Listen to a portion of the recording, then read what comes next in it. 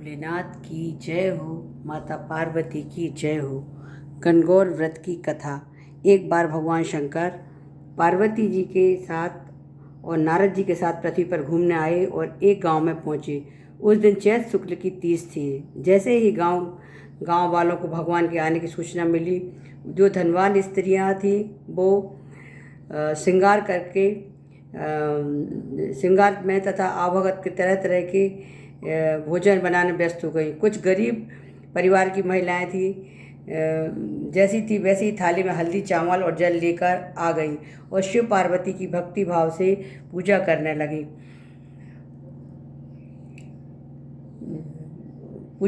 शिव पार्वती की भक्ति भाव से पूजा करने लगी। माता पार्वती उनकी पूजा से प्रसन्न हुई और उन सबके ऊपर सुहाग रूपी हल्दी छिड़क दी। उस समय माँ पार्वती का आशीर्वाद व मंगल कामना पाकर अपने अपने घर को चली गई। कुछ देर बाद अमीर औरतें भी 16 श्रृंगार कर 56 भोग सोने की थाल में सजाकर आ गई। तब भगवान शंकर ने पार्वती जी से कहा कि सारा आशीर्वाद तो तुमने पहले ही इन स्त्रियों को दे दिया, अब इनको क्या दोगी? पार्वती जी ने कहा, आप उनकी बात छोड़ दें। उन्हें ऊपरी पदार्थों से निर्मित रस दिया है, इसलिए उनका सुहाग भी धोती की तरह रहेगा, परंतु इनको मैं अपनी अंगुली से सुहाग दूंगी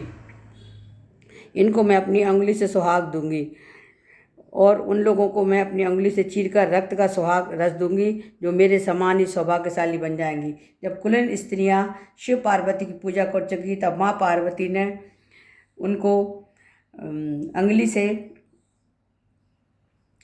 चीरकर उन पर रक्त छिड़ककर अखंड सौभाग्य का वर दिया। इसके बाद पार्वती जी शिव जी से कहा कि मैं नदी में नहाकर आती हूँ। माँ पार्वती नदी में नहाने के लिए चली गई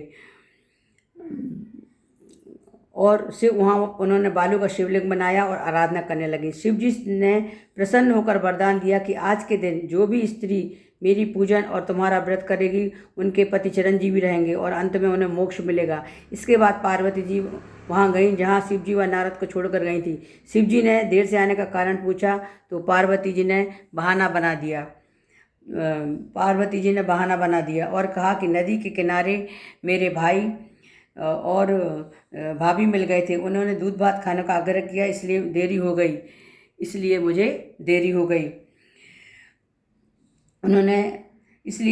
शिव जी बोले, अब हम भी दूध भात खाएंगे और जंगल की तरफ चल दिए।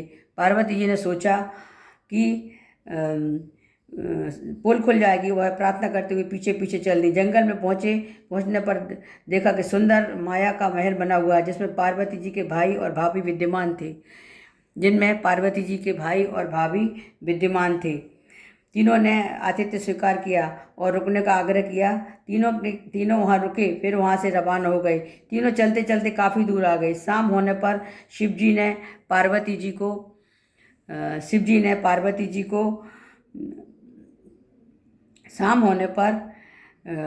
कहा कि शिव जी ने बोले कि तुम्हारा वहाँ जाना ठीक नहीं है और पार्वती जी ने कहा कि मैं लेकर आती हूँ। शाम होने पर शिव जी और पार्वती जी बोले कि मैं अपनी माला तो तुम्हारे मायके में ही भूल आया हूँ। पार्वती जी ने कहा, मैं लेकर आती हूँ और माला लेने जाने लगी। शिव जी बोले, उस वक्त तुम्हारा जाना ठीक नहीं है। उन्होंने नारद जी को माला लेने भेज दिया।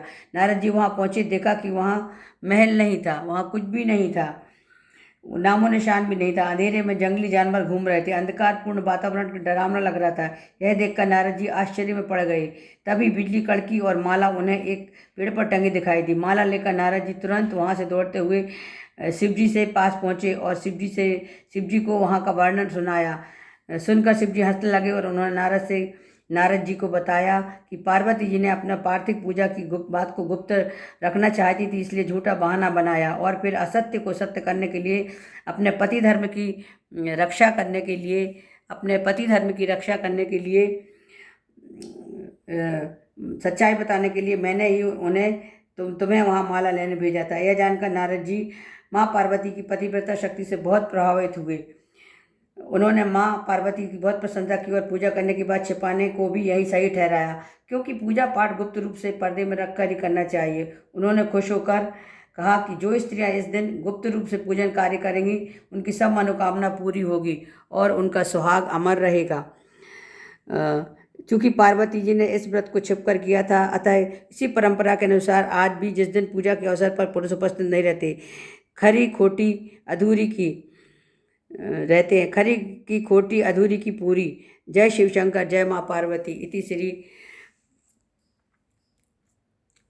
जय माँ पार्वती इति श्री गणगौर व्रत कथा समाप्तम। जय भोलेनाथ, जय माँ पार्वती।